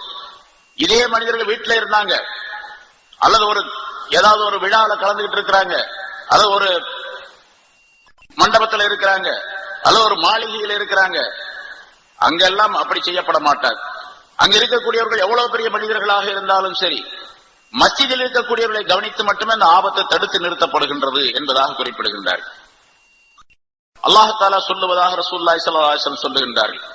அல்லாஹ் சொல்லுகின்றான், வஇஸ்ஸதி வஜலாலி, என்னுடைய கண்ணியத்தின் மீது ஆணையாக, என்னுடைய மகத்துவத்தின் மீது ஆணையாக, இன்னி லஅஹம்மு பி அஹ்லில் அர்லி அஸாபன், பூமியில் உள்ளவர்களுக்கு ஒரு தண்டனையை நான் ஏற்படுத்த வேண்டும் என்று நினைக்கின்றேன், நாடுகின்றேன். ஃபைதா நல்லர்து இலா உம்மாரி புயூதி, என்னுடைய வீடுகளை என்னுடைய வீடுகளை செழிப்பாக்கக்கூடியவர்களை நான் பார்த்தால், வயலல் முதஹாப்பீன ஃபிய்ய, எனக்காக வேண்டி ஒருவருக்கொருவர் அன்பு கொள்ளக்கூடிய மனிதர்களை நான் பார்த்தால், வயலல் முஸ்தக்ஃபிரீன பில் அஸ்ஹார், சஹர் நேரங்களிலே இஸ்திக்ஃபார் செய்யக்கூடியவர்களை நான் பார்க்கும் பொழுது சரப்து தாரிக அன்ஹும், அந்த தண்டனையை அவர்களை விட்டு நான் திருப்பி விடுகின்றேன் என்று அல்லாஹ் சொல்லுவதாக குறிப்பிடுகின்றார்கள். 3 விஷயம் இங்கே சொல்லுகின்றார்கள். அல்லாஹ் ஒரு தண்டனை அனுப்பும் பொழுது 3 சாரார்களை கவனிக்கிறான். பள்ளிவாசல பார்க்கிறான், பள்ளிவாசல்ல இபாதத் செய்து கொண்டிருந்தால் அந்த தண்டனை போயிடும், நிறுத்திடுறான். அதே மாதிரி அல்லாஹுக்காக வேண்டி ஒருவருக்கொருவர் நட்பு கொள்ளக்கூடிய தன்மையுடைய நிலை மனிதர்களிடத்தில் இருந்தால் அப்பொழுதும் அல்லாஹால தடுத்து நிறுத்தி விடுகின்றான். சஹர் நேரத்திலே எழுந்து தங்களுடைய பாவங்களுக்காக வேண்டி மன்னிப்பு தேடக்கூடியவர்கள் இருந்தால் அப்பொழுதும் அல்லாஹால தடுத்து நிறுத்தி விடுகின்றான் என்றெல்லாம் குறிப்பிடுகின்றார்கள். முஆத் பின் ஜபல் ரலியல்லாஹு தஆலா வரலிக்கக்கூடிய ஒரு ஹதீஸிலே ரசூலுல்லாஹி ஸல்லல்லாஹு அலைஹி வஸல்லம் அவர்கள் சொல்லுகின்றார்கள், இன்ன ஷைத்தான ஜீபுல் இன்சான், ஷைத்தான் இருக்கின்றானே அவன் மனிதனுக்கு ஓனாய், மனிதனுடைய ஓனாயை போன்றவர். கஸீபில் கனம், எப்படி ஆட்டுக்கு ஓனாய் இருக்கின்றதோ அது போன்று. அந்த ஓனாய் என்ன செய்யும்? காட்டில் இருக்கக்கூடிய ஓனாய் யஅஹுது ஷாத்தல் காசியத வன் நாஹியத, தனித்து இருக்கக்கூடிய ஆட்டை அல்லது தன்னுடைய ஜமாத்தை விட்டும் கூட்டத்தை விட்டும் ஒதுங்கி இருக்கக்கூடிய ஓரத்தில் போய்விட்ட ஒரு ஆட்டை அந்த குள்ளநரி அந்த ஓனாய் பிடித்து சென்று விடும். அதுபோன்று மனிதன் மஸ்ஜிதை விட்டு வெளியே தனித்து போய்விட்டால், ஜமாத்தை விட்டும் தனித்து போய்விட்டால், மஸ்ஜிதை விட்டும் வெளியே போய்விட்டால், வெளியே போயிட்டால்னா அதாவது மஸ்ஜிதுக்கு வருவதே இல்லை அப்படின்னு அர்த்தம். ஜமாத்தோடு இணைந்திருக்க வேண்டும் என்று சொல்ல மஸ்ஜிதுக்கு தான் வரணும். அதை விட்டு நீங்கி விட்டால் ஷைத்தான் அவனை கவி கொண்டு போய்விடுகின்றான். அதாவது ஷைத்தான் இவனுக்கு ஓனாயாக மாறிவிடுகின்றான் என்று குறிப்பிட்டு பையாக்கும் வஷ்யாப, உங்களுக்கு நான் எச்சரிக்கை செய்கின்றேன், நீங்கள் பல கூட்டங்களாக பிரிந்து விடுவதை எச்சரிக்கை செய்கின்றேன், பல பிரிவினர்களாக பிரிந்து விடுவதை உங்களுக்கு எச்சரிக்கை செய்கின்றேன். வஅலைக்கும் பில் ஜமாஅ வல் ஆம்மா வல் மஸ்ஜித, நீங்கள் ஜமாஅத்தை பற்றி பிடித்துக் கொள்ளுங்கள், பொதுமக்களோடு சேர்ந்து வாழ்வதை பற்றி பிடித்துக் கொள்ளுங்கள், மஸ்ஜிதில் இருப்பதை பற்றி பிடித்துக் கொள்ளுங்கள் என்பதாக சொன்னார்கள். இன்னொரு ஹதீஸில் இன்னல் மசாஜித புயூத்துல்லாஹி ஃபில் அர்த், மஸ்ஜிதுகள் எல்லாம் அல்லாஹ் தஆலாவுடைய வீடுகள் இந்த பூமியிலே, மஸ்ஜிதுகள் எல்லாம் அல்லாஹ்வுடைய வீடுகள். வஇன்னஹு ஹக்குன் அலல்லாஹி அன் யுக்ரிம மன் ஸாரஹு ஃபீஹா, அல்லாஹ்வுடைய வீட்டுக்கு எவர் வருகின்றாரோ அவரை கண்ணியப்படுத்துவது வீட்டுக்காரருடைய பொறுப்பு, கடமை. அதாவது அல்லாஹ்வுடைய கடமை. அல்லாஹ் கண்டிப்பாக அவர்களை கண்ணியப்படுத்துகின்றான் அல்லாஹ்வுடைய வீட்டுக்கு, தன்னுடைய வீட்டுக்கு வரக்கூடியவர்களுக்கு என்பதாக குறிப்பிடுகின்றார்கள். ஹுசூலுல் மூமினி ஸலாஸா, ஒரு மனிதனுக்கு, ஒரு மூமினான மனிதனுக்கு பாதுகாப்பு தரக்கூடிய கோட்டைகள் 3. மனிதனுக்கு எல்லா விதமான ஆபத்துகள், துன்பங்கள், துயரங்கள், தீமைகள் எல்லாவற்றை விட்டும் பாதுகாப்பு தரக்கூடிய கோட்டைகள் 3. ஒன்று அல் மஸ்ஜித், அல்லாஹ்வுடைய மஸ்ஜித். இரண்டாவது ஜிக்ருல்லா, அல்லாஹ்வுடைய ஜிக்ர். மூன்றாவது திலாவத்துல் குர்ஆன், குர்ஆன் ஓதுவது. அந்த 2 இதுக்குள்ளே இருக்குது. ஜிக்ரும் குர்ஆன் ஓதுவதும் மஸ்ஜிதுக்குள்ளே இருக்குது. மஸ்ஜிதிற்குள்ளே வந்துவிட்டால் 3மே கிடைத்துவிடும், மிகப்பெரிய பாதுகாப்பு என்பதாக குறிப்பிடுகின்றார். நம்ம பார்க்கிறோம் சில இடங்கள்ல இந்த நிலநடுக்கங்கள்லாம் ஏற்பட்டது. ஒரு 2-3-4-5 வருஷத்துக்கு முன்னால இத்தாலியில ஏற்பட்ட அந்த நிலநடுக்கத்துல அருகில் இருந்த ஒரு மஸ்ஜித் மட்டும் அப்படி தனியா நிக்குது. மற்ற எல்லா கட்டடங்களும், பெரும் பெரும் கட்டடங்கள்லாம் இடிந்து விழுந்து விட்டது. மஸ்ஜிதும் மஸ்ஜிதை ஒட்டி கொண்டிருந்த இன்னொரு கட்டமும் அப்படி நிக்குது. இது மாதிரி பல இடங்கள்ல வரலாற்றிலே நாம் பார்க்கின்றோம். ஆக மஸ்ஜிதை அல்லாஹ் தஆலா அந்த ஆபத்தில் இருந்து காப்பாற்றுகின்றான், மஸ்ஜித் உடையவர்களை காப்பாற்றுகின்றான் என்ற கருத்து சொல்லப்பட்டிருக்கிறது. இங்கே அலி ரலியல்லாஹு தஆலா அவர்கள் சொல்லுகின்றார்கள், லவ் ஹுய்யித்து பைனல் மஸ்ஜிதி வல் ஜன்னா லக்தத்துல் மஸ்ஜித், உனக்கு சொர்க்கம் வேண்டுமா மஸ்ஜித் வேண்டுமா என்று என்னிடத்தில் கேட்கப்பட்டால், என்னிடத்தில் அபிப்பிராயம் கேட்கப்பட்டால், அலி ரலியல்லாஹு தஆலா அவர்கள் சொல்லுகின்றார், சொர்க்கம் வேண்டுமா மஸ்ஜித் வேண்டுமா என்று கேட்கப்பட்டால் நான் மஸ்ஜிதை தேர்ந்தெடுத்துக் கொள்ளுவேன் அப்படின்னு சொல்றார். மஸ்ஜித் தான் எனக்கு வேணும்னு சொல்லுவேன். இதுக்கு விளக்கத்தை இன்னொரு விளக்க உரையில எழுதியிருக்கின்றார்கள். ஏன் அப்படி மஸ்ஜித் தான் வேணும்னு ஏன் தேர்ந்தெடுத்துக் கொள்ளுகின்றார் என்று சொன்னால், சொர்க்கத்திற்கு நான் போவது என்னுடைய லாபத்திற்காக வேண்டி, என்னுடைய இன்பத்திற்காக வேண்டி நான் போகின்றேன். மஸ்ஜிதிற்கு வருவது என்னுடைய ரப்பை வணங்குவதற்காக வேண்டி வருகின்றேன். என்னுடைய ரப்பு என் மீது திருப்தி கொள்ள வேண்டும் என்பதற்காக வேண்டி மஸ்ஜிதுக்கு நான் வருகின்றேன். எனக்கு ஒரு இன்பம் கிடைக்க வேண்டும் என்பதற்காக சொர்க்கத்திற்கு நான் செல்லுகின்றேன். ஆனால் எனக்கு கிடைக்கக்கூடிய அந்த இன்பத்தை விட என்னுடைய ரப்பை நான் திருப்திப்படுத்துவது, என்னுடைய ரப்பு என் மீது திருப்தியாக இருப்பது எனக்கு ரொம்ப சிறந்தது என்பதாக அதற்கு விளக்கம் சொல்லி காட்டுகின்றார்கள். அதே மாதிரி அல் உதுபு வர்றவாக, இலல் மஸ்ஜித், மஸ்ஜிதுக்கு காலையும் மாலையும் சென்று வருவது, அதாவது எல்லா நேரங்களிலும், தொழுகையுடைய நேரம் மட்டுமல்ல, எல்லா நேரங்களிலும் மிக அதிகமாக மஸ்ஜிதுக்கு சென்று வருவது மினல் ஜிஹாதி ஃபீ ஸபீலில்லாஹ், அல்லாஹ்வுடைய பாதையிலே ஜிஹாது செய்வதை போன்றதாகும். அல்லாஹ்வுடைய பாதையிலே ஜிஹாது செய்தால் எவ்வளவு பெரிய நன்மை. அதே மாதிரி மஸ்ஜிதுக்கு வருவதும் ஒரு பெரிய ஜிஹாது தான். தொழ வராதவங்களை கேட்டு பாத்தீங்கன்னு சொன்னா, புதுசா தொழு வர்றாருன்னு வச்சுங்க, அவர் கேட்டு பாத்தீங்கன்னா ரொம்ப பெரிய சிரமமா இருக்குதுங்க, வேற எல்லா வேலையும் செய்யலாம் போல இருக்கு, இது வரவே முடியல அப்படின்னா சொல்லுவார். அதே மாதிரி தொழக்கூடியவர்களும் கூட ஃபஜ்ருடைய தொழுகைக்கு வராமல் இருப்பாங்க. பல பேர் 4 நேரம் மட்டும் தொழுவாங்க, 4 நேரத்துல 5 நேரத்தையும் தொழுவார். அப்படி சில பேர் இருப்பாங்க, 4 நேரத்துல 5 தொழுதுருவார். அந்த மாதிரி இன்னும் சில பேர் 3 நேரம் தொழுவாங்க, 3ல 5 தொழுதுருவாங்க, அப்படின்னு இருப்பாங்க. இப்ப அந்த மாதிரி உள்ளவங்களை கேட்டு பாத்தீங்கன்னா, ஃபஜ்ருக்கு மட்டும்தாங்க ரொம்ப கஷ்டமா இருக்கு, வர முடியல, மற்ற நேரங்கள்லாம் நம்ம சாதாரணமா தொழுதுறேன் அப்படின்னு சொல்லுவார். காரணம் என்னன்னு கேட்டா, அந்த ஃபஜ்ர் தொழுகை அவருக்கு ரொம்ப பெரிய பாரமாக இருக்கின்றது. ரசூலுல்லாஹி ஸல்லல்லாஹு அலைஹி வஸல்லம் முனாஃபிகீன்களை பற்றி சொல்லுகின்றார்கள், இந்த ஃபஜ்ருடைய தொழுகைக்கும் இஷாவுடைய தொழுகைக்கும் அவங்க வரமாட்டாங்க, குறிப்பா இஷாவுடைய தொழுகைக்கு வரமாட்டாங்க. அவங்க முனாஃபிகீனுடைய அடையாளங்களில் இதுவும் ஒன்று, இஷாவுடைய தொழுகைக்கு வரமாட்டாங்க. அவர்களுக்கு ஏதாவது ஒரு பொருள் கிடைக்கின்றது என்று சொன்னால், தொழுகைக்கு வந்தா, இஷாவுடைய தொழுகைக்கு வந்தா ஏதாவது ஒரு பொருள் கிடைக்கின்றது அன்பளிப்பாக என்று இருந்தால், அந்த பொருள் நெருப்பினால் கரிக்கப்பட்ட ஆட்டு குழம்பாக இருந்தாலும் சரி, ஆட்டுடைய காலில் அடிபாகத்தில் இருக்குது அந்த ஷூ மாதிரி, அது குழம்பு அப்படின்னு சொல்லும், அது நெருப்புல கரிக்கப்பட்டிருக்குது, அது கொடுக்கறாங்க மஸ்ஜிதுல அப்படின்னு சொன்னாலும் தொழுகைக்கு வந்துருவாங்க.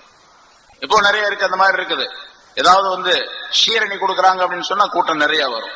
இப்போ சரி, இந்த தப்சீருக்கு இவ்வளவு பேர் தான் வர்றாங்க, 100 பேர் தான் ரெகுலரா வர்றாங்க, 100 பேர் 125 பேர் அப்படி வர்றாங்க, 100 பேருக்குள்ளதான் இருக்கும், இவ்வளவு பேர் வர்றாங்க. என்ன பொராட்டாவும் கறியும் கொடுக்கப்படும் தப்சீர் முடிஞ்ச உடனே அப்படின்னு சொல்லி ஒரு போர்டு போட்டோன்னு வச்சுங்க, டெய்லி அதே மாதிரி கொடுத்துறோன்னு வச்சுங்க, வாரம் கரெக்டா ஞாயிற்றுக்கிழமைக்கு எவ்வளவு பேர் வருவாங்க, மஸ்ஜிதே கொள்ளாது. அப்புறம் இடம் தனியா வர இடம் பார்க்கணுங்க. சாதாரணமாக மனிதர்களுடைய பழக்கம், எல்லா கூட்டங்கள்லயும் பாக்குறோம். ஏதாச்சும் ஒரு மீட்டிங் நடக்குது, மீட்டிங் நேரத்துல கொஞ்சம் பேர் தான் இருப்பாங்க. அப்புறம் மத்தியானம் சாப்பாடு அப்படின்னு சொன்னா, சாப்பாடு நேரத்துல பார்த்தாங்கன்னா அந்த மீட்டிங் வந்தவங்களை போல 4 மடங்கு இருப்பாங்க மக்கள். மீட்டிங்ல உட்காந்து 50 பேர் இருப்பாங்க, சாப்பாடு நேரத்துல பார்த்தாங்க 200 பேர் இருப்பாங்க. எங்கெங்க வந்தா 200 பேருக்கு சாப்பாடு ஆக்கியிருப்பாங்க. அவங்க நல்லா தெரியும் 50 பேர்னா அங்க 200 வருவாங்க அப்படின்னு சொல்லி. இது மாதிரி ஏதாவது கிடைக்குதுன்னா மக்கள் வரக்கூடிய பழக்கம் இருக்குது. இது முனாஃபிகீன்களுடைய பழக்கம் என்று ரசூலுல்லாஹி ஸல்லல்லாஹு அலைஹி வஸல்லம் சொல்லி தருகின்றார்கள். மஸ்ஜித் இருக்கின்றதே, அது அல்லாஹ்வுடைய வீடு என்று சொல்லும் பொழுது இதை பிரியம் வைப்பதும் கடமை. மஸ்ஜிதை பிரியம் வைக்க வேண்டும். மஸ்ஜிதை பற்றி உள்ள பிரியம் யாரிடத்தில் இருக்கின்றதோ அவரிடத்தில் ஈமான் இருக்கின்றது என்ற பொருளாகும். ஸல்லல்லாஹு அலைஹி வஸல்லம் மற்றொரு ஹதீஸிலே சொல்வார், அல்லஃபல் மஸ்ஜித அல்லஃபஹுல்லாஹு தஆலா, எவர் ஒருவர் மஸ்ஜிதை பிரியம் வைக்கின்றாரோ அவரை அல்லாஹ் பிரியம் வைப்பான். மஸ்ஜிதை பிரியம் வச்சா அல்லாஹ். சரி, மஸ்ஜிதை பிரியம் எனக்கு ரொம்ப பிரியங்க அப்படின்னு வர்றதே இல்லை அவரு, ஆனா மஸ்ஜிதை பத்தி எனக்கு ரொம்ப பிரியங்க அப்படின்னு சொல்றாரு. அவர் பொய் சொல்றாருன்னு அர்த்தம். மஸ்ஜிதை பிரிய வைக்கிறதுனா என்ன அர்த்தம்? மஸ்ஜிதுக்கு வரணும். மஸ்ஜிதுக்கு வர்றதுனா என்ன அர்த்தம்? இங்க உள்ள இபாதத்துகளை செய்யணும். என்னென்ன இபாதத்துகள் இங்கே செய்ய வேண்டுமோ அதை செய்ய வேண்டும். அது மட்டுமல்ல, இபாதத்துகள் செய்வது மட்டுமல்ல, இங்க என்னென்ன ஒழுக்கங்கள் பேணப்பட வேண்டுமோ அந்த ஒழுக்கங்களை எல்லாம் பேண வேண்டும். அதுதான் மஸ்ஜிதை பிரியம் வைக்கிறதுன்னு அர்த்தம். எங்க வாப்பா மேல எனக்கு ரொம்ப பிரியங்க அப்படின்னு சொல்றாரு இவரு. எங்க வாப்பா மேல எனக்கு ரொம்ப பிரியம், வாப்பா இங்க வாடா அப்படின்னு கூப்பிடுறாரு. அப்ப எப்படி பிரியமா இருக்க முடியும்? பிரியம் அப்படின்னு சொன்னா அதுக்குள்ள கடமைகளை செய்ய வேண்டும், அதான் பிரியம்னு அர்த்தம். அல் மஸ்ஜிது புயூத்துல்லாஹ் ஃபில் அர்த், மஸ்ஜிதுகள் என்பது அல்லாஹ் தஆலாவுடைய வீடுகள் இந்த உலகத்திலே. துலீஉ லி அஹ்லி ஸமாய் கமா துலீஉ நுஜூமு ஸமாய் லி அஹ்லில் அர்த், பூமியிலிருந்து பார்க்கக்கூடியவர்களுக்கு வானத்தில் இருக்கக்கூடிய நட்சத்திரங்கள் எப்படி பிரகாசமாக இருக்கின்றனவோ அதுபோன்று வானத்தில் இருந்து பார்க்கக்கூடியவர்களுக்கு அல்லாஹ்வுடைய மஸ்ஜிதுகள் பிரகாசமாக நட்சத்திரங்களை போன்று தெரிகின்றன என்பதாக குறிப்பிடுகின்றார்கள். இதோ ரசூலுல்லாஹி ஸல்லல்லாஹு அலைஹி வஸல்லம் அவர்கள் சொல்லுகின்றார். அதனால எவர் ஒருவர் இந்த மஸ்ஜிதுக்கு நடந்து வருகின்றாரோ, நடந்து வந்து மஸ்ஜிதிலே உள்ள இபாதத்துகளை செய்கின்றாரோ, இன்னும் சொல்ல போனால் இருட்டான நேரத்திலே, சுபுடைய நேரத்திலே, இப்ப இருட்டு கிடையாது, அந்த காலத்துல இருட்டா தான் இருந்துச்சு. இஷாவுக்கு வர்றதா இருந்தா தடுமாறி தான் வரணும், ஃபஜ்ருக்கு வர்றதா இருந்தாலும் அப்படித்தான் வரணும், எந்த விளக்கும் கிடையாது. ரசூலுல்லாஹி ஸல்லல்லாஹு அலைஹி வஸல்லம் அவர்கள் காலத்துல எண்ணெயினால் ஆக்கப்பட்ட விளக்கும் கூட கிடையாது, எண்ணெய் விளக்கும் கூட கிடையாது. அதுக்கு பின்னால் ரொம்ப காலத்துக்கு முன்னாடி 200-250 வருஷமா தானே கரண்டே வந்தது. அதுக்கு முன்னால கரண்ட்டும் கிடையாது இல்லையா? அதுக்கு முன்னால எண்ணெயில எரிக்கப்படக்கூடிய விளக்குகள் இருந்தன, அதுக்கு முன்னால அதுவும் இல்லாமல் இருந்தது. அப்ப இருட்டான நேரத்துல மஸ்ஜிதுக்கு வரக்கூடியவர்களுக்கு அல்லாஹ் பரிபூர்ணமான ஒளியை தருவான் என்பதாக ரசூலுல்லாஹி ஸல்லல்லாஹு அலைஹி வஸல்லம் கூறுகிறார். இரவின் இருட்டிலே மஸ்ஜிதுக்கு வரக்கூடியவர்களுக்கு கியாமத் நாளுடைய இருட்டிலிருந்து வெளிச்சத்தை அல்லாஹ் தருவான் என்பதாக ரசூலுல்லாஹி ஸல்லல்லாஹு அலைஹி வஸல்லம் கூறுகின்றார். மம் மஷா ஃபீ துல்மத்தில்லாஹி இலல் மஸ்ஜித் ஃபீ துல்மத்தின் இலல் மஸ்ஜித், எவர் ஒருவர் மஸ்ஜிதுக்கு இருட்டான் நேரத்தில் நடந்து வருகின்றாரோ ஆத்தாஹுல்லாஹு நூரன் யௌமல் கியாமah, கியாமத் நாள்ல அவருக்கு அல்லாஹ் தஆலா நூரை கொடுப்பான், ஒளியை கொடுப்பான் என்பதால் கியாமத் நாள்ல ஒளி வேண்டும் என்று சொல்லப்படக்கூடிய நினைக்கக்கூடியவர்கள் மஸ்ஜிதுக்கு இருட்டான நேரத்திலும் வர வேண்டும் என்பதால். அதாவது மஸ்ஜிதுக்கு பொதுவாக இருட்டான நேரம் அப்படிங்கிறது ஃபஜ்ருடைய நேரம், இஷாவுடைய நேரம். இந்த நேரத்தில் வந்து அல்லாஹ் தஆலா கியாமத் நாள்ல அந்த ஒளியை ஏற்படுத்துகின்றான் என்பதாகவும் குறிப்பிடுகின்றார். அதே போன்று மஸ்ஜிதை அழகுபடுத்துவதற்காக வேண்டி, அதாவது இதுல நல்ல வெளிச்சமா இருக்கணும். ரசூலுல்லாஹி ஸல்லல்லாஹு அலைஹி வஸல்லம் மஸ்ஜித் நபவியை ஆரம்பிக்கும் பொழுது அங்க வெளிச்சம் எல்லாம் கிடையாது, அதாவது விளக்குகள் கிடையாது. அபூபக்கர் சித்திக் ரலியல்லாஹு தஆலா அவருடைய காலத்திலும் விளக்குகள் கிடையாது. ஹஜ்ரத் உமர் ரலியல்லாஹு தஆலா அவருடைய காலத்தில் தான் எண்ணெயினால் ஆக்கப்பட்ட அந்த விளக்கை அங்கே கொளுத்தி வைத்தார்கள் ஹஜ்ரத் அலி உமர் ரலியல்லாஹு தஆலா அவர்கள். முதலாக மஸ்ஜிதிலே, அதாவது இஸ்லாமிய ஆட்சியில ஆரம்பிக்கப்பட்ட பின்னால் ரசூலுல்லாஹி ஸல்லல்லாஹு அலைஹி வஸல்லம் காலத்துக்கு பின்னால் முதலாக ஒரு மஸ்ஜிதிலே விளக்கேற்றியவர் ஹஜ்ரத் உமர் ரலியல்லாஹு தஆலா அவர்கள். அலி ரலியல்லாஹு தஆலா அவர்கள் அந்த விளக்க பார்த்தாங்க, வந்தாங்க, விளக்கு வெளிச்சமா தெரியுது. வெளிச்சம்னா அந்த சின்ன அகல் விளக்கு மாதிரி ஒரு இடத்துல கொளுத்தி வச்சிருந்தாங்கன்னா எவ்வளவு வெளிச்சம் தெரியும், கொஞ்சம் வெளிச்சம், லேசரா வெளிச்சம், இருட்டுல இருந்து ஒரு நிதானம் தெரியும், அவ்வளவுதான். அந்த வெளிச்சத்தை பார்த்த உடனே அலி ரலியல்லாஹு தஆலா அவர்கள் சொன்னார்கள், நவ்வர்த மஸ்ஜிதனா நவ்வரல்லாஹு கபரக யப்னல் கத்தாப், கத்தாபுடைய மகனே, நான் எங்களுடைய மஸ்ஜிதை நீ ஒளியாக்கி வைத்து விட்டீர், அல்லாஹ் தஆலா உங்களுடைய கபரை ஒளியாக்கி வைப்பானாக என்று துஆ செய்தார்கள் ஹஜ்ரத் அலி ரலியல்லாஹு தஆலா அவர்கள் என்பதாக சொல்ல. அதே மாதிரி தான் எல்லாத்துக்குமே அந்த தன்மைகள் கிடைக்கும் என்பதாக சொல்லப்பட்டிருக்கிறது. ரசூலுல்லாஹி ஸல்லல்லாஹு அலைஹி வஸல்லம் அவர்கள் சொன்னார்கள், மன் அஸ்ரஜ ஃபீ மஸ்ஜிதின் சிராஜா, எந்த ஒரு மனிதர் ஒரு மஸ்ஜிதிலே ஒரு விளக்கை ஏற்றி வைப்பாரே ஆனால் லம் தஸலில் மலாயிகத்து ஹமலத்துல் அர்ஷி தஸ்தக்ஃபிர் லஹும் ஆதாம் ஃபீ தாலிகல் மஸ்ஜித் லவ்ஹு, அந்த மஸ்ஜிதிலே அந்த விளக்கினுடைய ஒளி இருக்கும் காலமெல்லாம் மலக்குகள் இவருக்காக வேண்டி துஆ செய்கின்றார்கள், அவருக்காக வேண்டி பாவ மன்னிப்பு தேடுகின்றார்கள் என்று ரசூலுல்லாஹி ஸல்லல்லாஹு அலைஹி வஸல்லம் அவர்கள் சொன்னதாக அறிவிக்கப்பட்டிருக்கிறது. மன் அல்லக கிந்தீலன் ஸல்லா அலைஹி 70000 என்பதாக இன்னொரு ஹதீஸிலே 70000 மலக்கின் ஹத்தா யன்கஸிர தாலிகல் கிந்தீல், எந்த ஒரு மனிதர் ஒரு மஸ்ஜிதிலே ஒரு விளக்கை ஏற்றி வைக்கின்றாரோ, விளக்கை தொங்க விடுகின்றாரோ, விளக்கு வெளிச்சம் தருவதற்காக விளக்கை ஏற்பாடு செய்கின்றாரோ, அல்லாஹ் தஆலா அவருக்கு 70 மலக்குகள் அவருக்கு துஆ செய்வதற்காக அல்லாஹ் தஆலா ஏற்பாடு செய்கின்றார். 70000 மலக்குகள், 70000 மலக்குகள் அந்த மனிதருக்காக துஆ செய்கின்றார்கள். அந்த விளக்கு உடையும் காலமெல்லாம், உடையாமல் இருக்கும் வரைக்கும், அந்த விளக்கு இருக்கிற வரைக்கும் துஆ நடந்து கொண்டே இருக்கும். விளக்கு உடைஞ்சு போச்சு, விளக்கு இல்லாமல் ஆயிடுச்சு, அதோட அவருடைய துஆ, அந்த மலக்குகளுடைய துஆ இவருக்கு கிடைக்கிறது ஸ்டாப் ஆயிடும் என்ற அர்த்தம். அப்ப 70000 மலக்குகளுடைய துஆ விளக்கை கொளுத்தி வைக்கக்கூடியவர்களுக்கு, வெளிச்சத்தை உண்டாக்கி வைக்கக்கூடியவர்களுக்கு உண்டு என்பதாக குறிப்பிடுகின்றார். சரிங்க, வெளிச்சத்தை உண்டாக்கி வைக்கிறது, விளக்கு ஏற்றி வைக்கிறதுன்னு சொன்னா, ஆஹா இந்த ஹதீஸ் எல்லாம் முதல்லயே தெரியாம போச்சே, இல்லன்னா ஒரு போக்கஸ் லைட் 4-5 வாங்கி இந்த புஸ்தகத்தில் நான் மாட்டிடுவேன் அப்படின்னு இப்ப நினைக்க கூடாது. இருக்கிற லைட் போதும், இதுக்கு மேல லைட் போட்டா இஸ்ராஃப்னு வந்துடும், அது தேவையில்லை அப்படின்னு வந்துடும். ஆக லைட் போடுறது எப்படின்னு கேட்டா இருட்டா இருக்கக்கூடிய இடத்துல போடுறதுன்னு அர்த்தம். வெளிச்சமா இருக்கக்கூடிய இடத்துல கொண்டு வந்து இன்னொரு 4 லைட் நான் வாங்கி போடுறேன், 70000 மலக்கு எனக்கு துஆ செய்வாங்க, இஸ்திக்ஃபார் செய்வாங்க அப்படின்லாம் நினைக்க கூடாது. இருட்டா இருக்கக்கூடிய மஸ்ஜித், புதுசா ஒரு மஸ்ஜித் கட்டுறாங்க, அந்த மஸ்ஜிதுக்கு லைட் வாங்குறதுக்கு காசு இல்ல, எல்லாத்தையும் வசூல் பண்ணிட்டு இருக்கிறாங்க. சரி, இப்படி ஒரு ஹதீஸை கேள்விப்பட்டோம், இந்த பள்ளிவாசலுக்கு எத்தனை லைட் வேணுமோ அதை நான் கொடுத்துட்றேங்க, ஏன் செலவு அப்படின்னு சொல்லி போட்டாரு. போட்டுட்டு லைட்ல பேரெல்லாம் எழுதக்கூடாது, அப்துல் காரி சாஹிபுடைய உபயம் அப்படின்லாம் எழுதக்கூடாது. எழுதிங்க அப்படின்னு சொன்னா அது போயிடும், மலக்கெல்லாம் துஆ செய்ய மாட்டாங்க. அப்புறம் இஹ்லாஸான முறையில யாருக்கும் தெரியக்கூடாது, யாருக்குமே தெரியக்கூடாது. நம்ம கொடுக்கிறது யாருக்கும் தெரியக்கூடாது, அந்த நிர்வாகிகளுக்கு தெரியலாம், மற்றவர்களுக்கு யாருக்கும் அதை பிரபலப்படுத்தி கொண்டிருக்க வேண்டிய அவசியம் இல்லை. அப்படி இருந்துச்சுன்னு சொன்னா அது இஹ்லாஸ் இல்லாம போய். அதுக்கும் பின்னால ஹதீஸ்கள் வருகிறது. ரசூலுல்லாஹி ஸல்லல்லாஹு அலைஹி வஸல்லம் அவர்கள் சொல்லுகின்றார் மற்றொரு ஹதீஸிலே, அபூ குர்சாஃபா என்று ஒரு சஹாபி அவர் சொல்லுகின்றார், சமிஅத்து ரசூலுல்லாஹி ஸல்லல்லாஹு அலைஹி வஸல்லம் யகூல், ஸல்லல்லாஹு அலைஹி வஸல்லம் அவர்கள் சொன்னதாக நான் கேட்டிருக்கின்றேன், இஹ்ராஜுல் குமாமதி மினல் மஸ்ஜிதி முஹூருல் ஹூருல் ஈன் என்பதாகும்.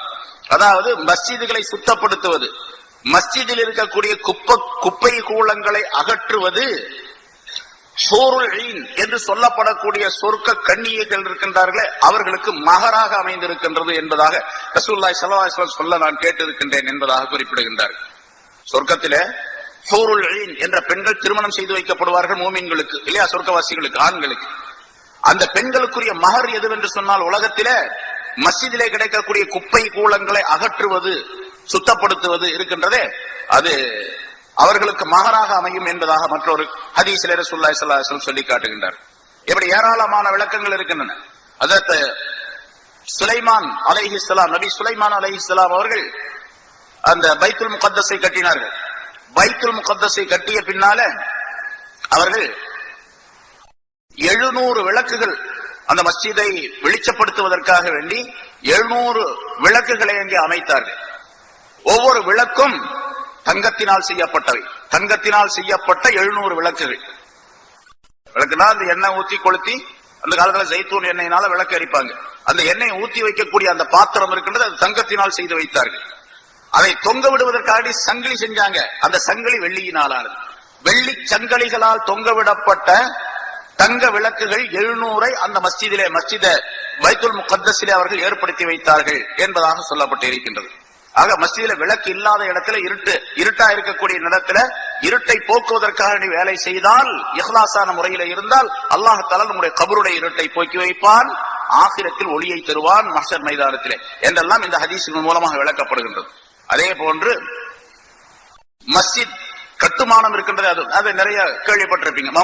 மன் பனா மஸ்ஜிதன் லில்லாஹி தஆலா பனல்லாஹு லஹு பைத்தன் ஃபில் ஜன்னah. எவர் ஒருவர் அல்லாஹுக்காக வேண்டி ஒரு வீட்டை, ஒரு மஸ்ஜிதை கட்டுகின்றாரோ அவருக்கு அல்லாஹ் தஆலா சொர்க்கத்தில் ஒரு வீட்டை கட்டி தருகின்றான், ஒரு மாளிகையை கட்டி தருகின்றான் என்பதால் சொர்க்கத்திலே மாளிகை வேண்டும் என்று விரும்பக்கூடியவர்கள் உலகத்திலே மஸ்ஜிதை கட்டி மக்கள் தொழுவதற்காக வேண்டி ஏற்பாடு செய்ய வேண்டும் என்பதை ஸல்லல்லாஹு அலைஹி வஸல்லம் குறிப்பிடுகின்றார்கள். இன்னொரு ஹதீஸ்ல மன் பனா லில்லாஹி மஸ்ஜிதன், எவர் ஒருவர், இங்க பாருங்க ஸல்லல்லாஹு அலைஹி வஸல்லம் சொல்லும் போதே இப்படி சொல்றாங்க, மன் பனா மஸ்ஜிதன், எவர் ஒருவர் ஒரு மஸ்ஜிதை கட்டுவாரேயானால் என்ன சொல்லல, மன் பனா லில்லாஹி மஸ்ஜிதன், அல்லாஹ்வுக்காக வேண்டி ஒரு மஸ்ஜிதை கட்டினால்.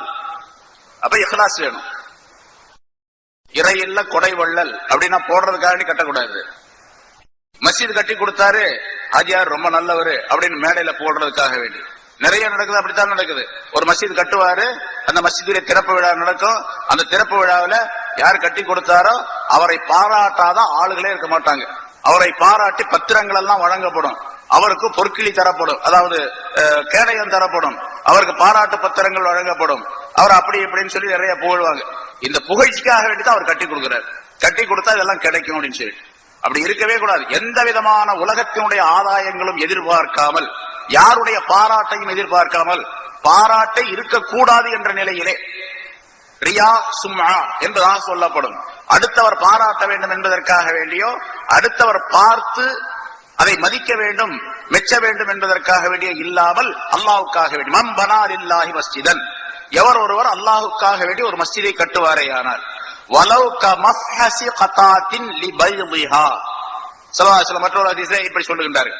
அதாவது ஒரு குருவி, காடை குருவி, காடைன்னு ஒரு குருவி இருக்கு இல்லையா, வாங்கி பொரிச்சு சாப்பிடுறோமா இல்லையா காடை, அந்த காடையுடைய அந்த காடை என்ற அந்த குருவி முட்டையிடுவதற்காக வேண்டி கட்டி வைத்திருக்கக்கூடிய ஒரு கூட்டினுடைய அளவு, காடை குருவி கூடு, குருவி கூட்டினுடைய அளவுக்கு இருந்தாலும், வலவ் கமஃஹஸி கதாத்தின் லிபைதிஹா, முட்டையிடுவதற்காக வேண்டி காடை கட்டி இருக்கக்கூடிய அந்த கூட்டு அளவுக்கு இருந்தாலும், பனல்லாஹு லஹு பைத்தன் ஃபில் ஜன்னah, அவருக்கு சொர்க்கத்திலே ஒரு மாளிகை அல்லாஹ் தஆலா கட்டி தரும். காடை குருவியுடைய வீடு எவ்வளவு பெருசு இருக்கும், அவ்வளவுதான் இருக்கும். அவ்வளவு பெருசா வீடு கட்டுறது, மஸ்ஜித் கட்ட முடியும்? அவ்வளவு பெரிய மஸ்ஜித் எப்படி கட்டும்? அப்ப உதாரணத்திற்காக ரசூலுல்லாஹி ஸல்லல்லாஹு அலைஹி வஸல்லம் சொல்லுகின்றார்கள்.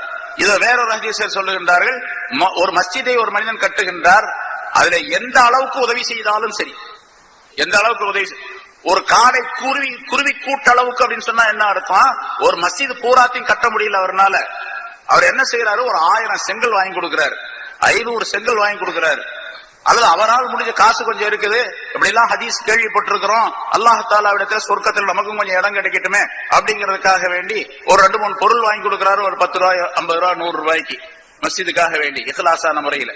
அந்த பொருள் அந்த மஸ்ஜிதிலே மிகப்பெரிய லாபத்தை இவருக்கு தந்துவிடும். தபூக் போர் என்பது முன்னாலே சொல்லியிருக்கிறார். தபூக் போர் என்பது ரசூலுல்லாஹி ஸல்லல்லாஹு அலைஹி வஸல்லம் அவர்கள் சஹாபாக்களிடத்திலிருந்து கலெக்ஷன் செஞ்சாங்க, நிதி திரட்டினார்கள். எல்லாரும் நிதி கொண்டு வந்து கொடுத்தாங்க பல பேர். ஆனா ரொம்ப கடுமையான நேரம் அது. ஹஜ்ரத் உஸ்மான் ரலியல்லாஹு தஆலா அன்ஹு அவர்கள் அந்த படையிலே 1/3 பங்கினருக்கு பொறுப்பேற்றுக் கொண்டார்கள். 30,000 பேர் படைகள், 10,000 பேருக்கு தேவையான குதிரைகள்லாம் 1000 குதிரை கொடுத்தாங்க. 1000 குதிரைகள் கொடுத்தாங்க. அதாவது 700 ஒட்டகையும் அந்த மீதி உள்ள 300 ஒட்டகைகளுக்கு பதிலாக உள்ள குதிரைகளையும் கொடுத்தார்கள் என்பதாக. நிறைய தங்க காசுகளை வெள்ளி காசுகளை கொடுத்தார், தீனார் திரகங்களை எல்லாம் கொடுத்தார்கள். அதையெல்லாம் ஒரு மூட்டையில எடுத்துட்டு வந்து ரசூலுல்லாஹி ஸல்லல்லாஹு அலைஹி வஸல்லம் மஸ்ஜிதில உட்கார்ந்து இருந்தாங்க, அப்படியே கொட்டினாங்க. ரசூலுல்லாஹி ஸல்லல்லாஹு அலைஹி வஸல்லம் மடியில அதை வாங்கிட்டாங்க. வாங்கிட்ட துணியில வாங்கிட்டு அதை தங்களுடைய கையால இப்படி கிண்டி விட்டாங்க. கிண்டி விட்டா சத்தம் கேட்குமே இல்லையா, தங்க காசு வெள்ளி காசு. சொன்னாங்க, இதற்கு பிறகு உஸ்மானுக்கு எந்த விதமான தீமையும் கிடையாது அப்படின்னு சொன்னாங்க. சரி, அப்படியெல்லாம் கொடுத்தாங்க. அவ்வளவு பெரிய பொருள் கொடுத்தாங்க. ஹஜ்ரத் அப்துர் ரஹ்மான் இப்னு அவ்ஃப் ரலியல்லாஹு தஆலா அன்ஹு நிறைய பொருள் கொண்டு வந்து கொடுத்தாங்க. எல்லாம் உமர் ரலியல்லாஹு கொடுத்தாங்க, அபூபக்கர் சித்திக் கொடுத்தாங்க அப்படின்னு வரலாறு நிறைய சொல்ற, பல தடவை கேட்பேன். கடைசியாக ஒருத்தர் என்ன பண்ணாரு, கொஞ்சம் பேரிச்சம்பழம் கொண்டு வந்தார், கொஞ்சம் பேரிச்சம்பழம். அவர் வந்து சொன்னார், யா ரசூலல்லாஹ், நான் நேற்று ஒரு தோட்டத்துல வேலை செஞ்சேன், இவ்வளவுதான் கூலி கிடைச்சிச்சு, அதை நீங்க போர் நிதி கேட்டீங்க, அதுக்காக நான் கொண்டு வந்திருக்கிறேன் அப்படின்னு சொன்னாங்க. ரசூலுல்லாஹி ஸல்லல்லாஹு அலைஹி வஸல்லம் அதை தங்களுடைய கரத்தால் வாங்கி அங்க இருந்த சஹாபாக்கள் சொன்னாங்க, இந்த பழத்தை அந்த குவியலாக இருக்கக்கூடிய அந்த பொருள்கள்ல ஒவ்வொரு பழத்தை அந்த குவியல்ல வைங்க அப்படின்னு சொன்னாங்க. ஒரு பக்கம் கோதுமை இருக்குது, ஒரு பக்கம் தங்க காசு வெள்ளி காசு மற்ற பொருள்கள் எல்லாம் இருக்கு, எல்லாத்திலும் ஒன்று வைங்க என்று சொல்லிவிட்டு இதனுடைய பரக்கத்தை அந்த பொருள்களுக்கு ஏற்பட வேண்டும் என்பதை சொன்னாங்க. அப்படின்னு சொன்னா அவர் எவ்வளவு இஹ்லாஸா கொண்டு வந்து கொடுத்திருக்கணும், அந்த இஹ்லாஸ் தான் அங்க கவனிக்கப்படும். அதனால எல்லா விஷயங்களையும் சரி, தொழுகை நோன்பு மட்டுமல்ல, இபாதத்து மட்டுமல்ல, எந்த வேலையை செய்தாலும் சரி, வீட்டுல நம்முடைய மனைவிக்காக வேண்டி கொண்டு போய் கொடுக்கப்படக்கூடிய சாப்பாடு, காசு, துணி, மணி, நகை, நட்டுகள் எதுவாக இருந்தாலும் சரி, அவளுக்காக வேண்டிய அல்ல, அவர்களுக்காக வேண்டிய என்று அல்ல, நாம் அல்லாஹ்வுக்காக வேண்டி அப்படிங்கிற நியத்துல கொடுத்தோம்னு சொன்னா அதுக்கு ஏராளமான மதிப்புகள் மரியாதை இருக்குது அல்லாஹ் தஆலா இடத்துல. அது மாதிரி அல்லாஹ்வுக்காக வேண்டி ஒரு மஸ்ஜிதை கட்டினால் அல்லாஹ் தஆலா எவ்வளவு பெரிய மதிப்பையும் மரியாதையும் தருகின்றான் என்பதாக. சரி, மஸ்ஜிதுடைய சிறப்பு எவ்வளவு பெருசு, எவ்வளவு பெரிய சிறப்புகள் இருக்குது, 1-2 ஆயிரக்கணக்கான சிறப்புகள் இருக்கின்றன. இந்த மஸ்ஜிதுல எப்படி இருக்கணும், அப்போ இங்க வந்தா என்ன செய்யணுமோ அதை மட்டும்தான் செய்யணும். தொழுகணும், குர்ஆன் ஓதணும், ஜிக்ர் செய்யணும், தீன் சம்பந்தப்பட்ட பேச்சுக்களை பேசணும். ஹதீஸ் சொல்லலாம், குர்ஆன் ஓதலாம், ஹதீஸுடைய விளக்கம் சொல்லலாம், குர்ஆனுடைய விளக்கம் சொல்லலாம், இவ்வளவுதான் செய்யலாம். உலக பேச்சுக்களை பேசலாமா? பேசக்கூடாது. ஸல்லல்லாஹு அலைஹி வஸல்லம் சொல்றாங்க, அல் ஹதீஸ் ஃபில் மஸ்ஜிதி, மஸ்ஜிதிலே உலக பேச்சுக்களை பேசுவது. அல் ஹதீஸ்னா அல் ஹதீஸ் ஃபித் துன்யா, துன்யா உலக சம்பந்தப்பட்ட ஹதீஸ் துன்யா, துன்யாவுடைய பேச்சுக்களை பேசுவது. யஅகுலுல் ஹஸனாதி கமா தஅகுலுல் பஹீமத்துல் ஹஷீஸ, ஒரு மாட்டுக்கு முன்னால் மாடு ஆடு அதற்குரிய தீனிய போடுறார், புல் கட்டை கொண்டு வந்து மாட்டுக்கு முன்னால போடுறார். அந்த மாடு பசியா இருக்கக்கூடிய மாடு அந்த புல்லு கட்டை அப்படியே சாப்பிட்டு எப்படி அதை சாப்பிட்டு முடித்து விடுகின்றதோ, இல்லாமலாக்கி விடுகின்றதோ, அதே போன்று உலக பேச்சுக்களை மஸ்ஜிதிலே பேசுவது அந்த மனிதனுடைய நன்மைகளை எல்லாம் சாப்பிட்டு அழித்து விடும் என்பதாக சொன்னார். உலக பேச்சுக்களை மஸ்ஜிதில பேசினா எல்லா நன்மைகளையும் அழித்து விடும். ஒரு மிருகம் புல்லை சாப்பிட்டு அழிப்பதை போன்று என்பதாக சொன்னார்.